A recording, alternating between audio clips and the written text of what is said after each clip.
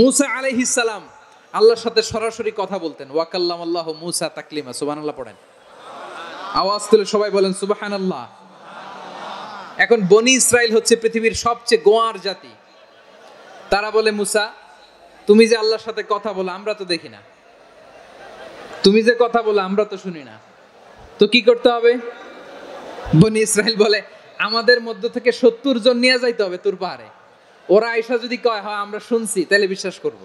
কত বড় ডাকাত দেখছেন বনি ইসরাইল। এদের চেয়ে গোয়ার জাতি নাই। এত গোয়ার তুমি করেছে মুসা আলাইহিস সালামের সাথে। তুমি যে আল্লাহর সাথে কথা বলে আমরা তো দেখি, কি করব? 70 জন আমাদের বন্ধু বান্ধব যে যদি দেখে, তারা বললে ওকে আস, 70 জন আস। 70 জন নিয়ে গেল। মুসা আলাইহিস সালাম হারুন আলাইহিস সালামকে খেলাফা দিয়ে গেলেন, আল্লাহ ওনাকে নবী বানালেন। মুসা আলাইহিস সালাম বললেন, হারুন খবরদার, বনি ইসরাইলের মধ্যে তাওহীদের বাণী প্রচার করবা, ঐক্য ধরে রাখবা, বিচ্ছিন্ন হতে দিবা না। চলে গেছে। এইদিকে বনি ইসরাইলের এক দুষ্ট লোক ছিল, নাম সামিরি। কি নাম? সামিরি। সে সবাইরে বলল তোমাদের স্বর্ণগুলো ফালাও। স্বর্ণগুলো ফেললো, বনি ইসরাইলের স্বর্ণগুলোকে গলিয়ে সে একটা গরুর বাচ্চা বানালো। গোবৎস। কিসের বাচ্চা? দেখেন গরুর পূজা কিভাবে শুরু হয় পৃথিবীতে প্রথম। গোবৎস পূজা, গরুর বাচ্চার পূজা কিভাবে। সে স্বর্ণ গলিয়ে গরুর বাচ্চা করে, জিবরাইল আলাইহিস সালাম যে জমিনে এসেছিলেন, ওই ফেরেশতার পায়ের নিচের একটু মাটি সে বুদ্ধি করে প্যাকেটে রেখে দিছিল।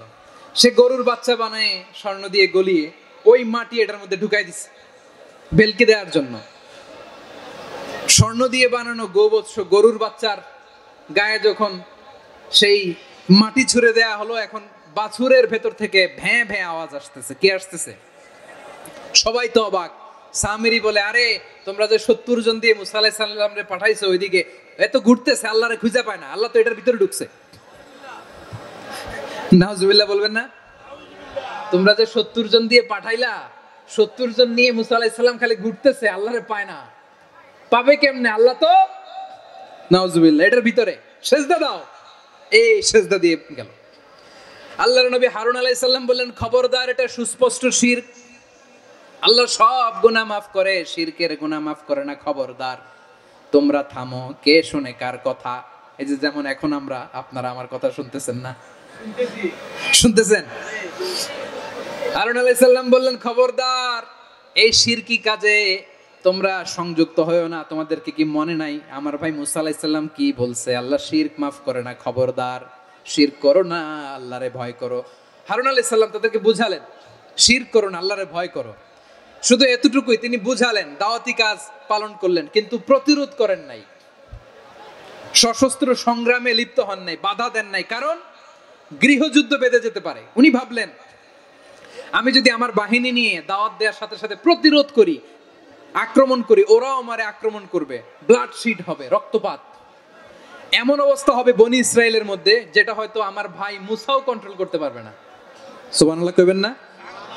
এক একজন নবীকে আল্লাহ তাআলা কি ইন্টেলেক্ট দিয়ে পাঠিয়েছেন। তিনি ভাবলেন, আমি দাওয়াতি কাজটাই করি, এটা যে হারাম এটা থেকে শুধু বারণ করি, কিন্তু প্রতিরোধ না করি। আমি যদি ঐক্য ধরে রাখতে পারি, বাকিটা আমার ভাই সামলে নেবে। সুবহানাল্লাহ। হারুন আলাইহিস সালাম প্রতিরোধ করলেন না।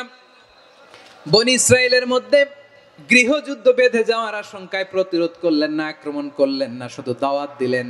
ইন দা মিন টাইম মুসা আলাইহিস সালাম আল্লাহর সাথে কথা বলে যখন ফিরে আসলেন, দেখলেন বনি ইসরায়েলের অধিকাংশ লোক মুশরিক হয়ে গেছে। মুশরিক হয়ে গেছে। মুসা আলাইহিস সালাম রেগে গেলেন। রেগে প্রথমে বনি ইসরায়েলদেরকে অ্যাটাক না করে ভাইয়ের দাড়ি ধরলেন। হারুন আলাইহিস সালামের দাড়ি আর চুল। মেজাজি নবী ছিলেন। হারুন, তুমি কি করলা? তোমারে কি দায়িত্ব দিয়ে গেলাম, তুমি কি করলা? তুমি থাকতে বনি ইসরায়েল কেমন করে শিরকের কাজে নিমজ্জিত হয়ে যায়? সাইয়েদনা হারুন আলাইহিস সালাম বললেন, ইন্নী, কোরআন সাক্ষী, কোরআন থেকে কোট করছি, ইন্নী খাশিতু আন তাকুলা ফাররাকতা বাইনা বনি ইসরাঈলা ওয়া লাম তারকুব কওলি। ও আমার ভাই, আমার দাড়ি ধরবেন না, আমার মারবেন না। আমি ভয় করেছি, আমি ভয় পেয়েছি, না জানি আপনি বলেন তুমি কেন খাশিতু আন তাকুলা ফাররাকতা বাইনা বনি ইসরাঈল, আপনি এসে আমারে যদি বলেন তুমি কেন ঐক্য ধরে রাখলে না, কেন মারামারি হলো, কেন রক্তপাত হলো? তোমার কি এই দায়িত্ব আমি দিয়েছিলাম? আমার কথার দিকে কি তুমি ভ্রুক্ষেপ করো নাই? আমি যে বলছি তাওহীদের বাণী প্রচার করবা আর ঐক্য ধরে রাখবা, আমার কথা কি শোনো নাই? আপনি আমারে ধমকাবেন, এই জন্য আমি প্রতিরোধ করি নাই, আক্রমণ করি নাই, গৃহযুদ্ধ আটকানোর জন্য কিন্তু আমি দাওয়াত দিয়েছি। সুবহানাল্লাহ পড়েন। ঐক্য ধরে রেখেছেন। মুসা আলাইহিস সালাম মুহূর্তেই সামিরীকে আক্রমণ করলেন, অ্যাটাক করলেন, শাস্তি দিলেন। মুহূর্তেই ওই গোবৎস গরুর বাছুরকে ভেঙে চুড়ে মেসাকার করে সাগরের মধ্যে ভাসিয়ে দিলেন। পুরো বনি ইসরায়েলকে আবার তাওহীদের উপর প্রতিষ্ঠিত করলেন। পড়েন সুবহানাল্লাহ। এই ঘটনা থেকে শিক্ষা কি? শিক্ষা হচ্ছে আপনি শিরকের আড্ডাখানা দেখলেও বৃহৎ স্বার্থে তাওহীদের দাওয়াত দিবেন, প্রয়োজনে আপনি ঐক্য নষ্ট করবেন না। সুবহানাল্লাহ পড়বেন না? তাহলে ঐক্যের গুরুত্ব বেশি না কম বলেন?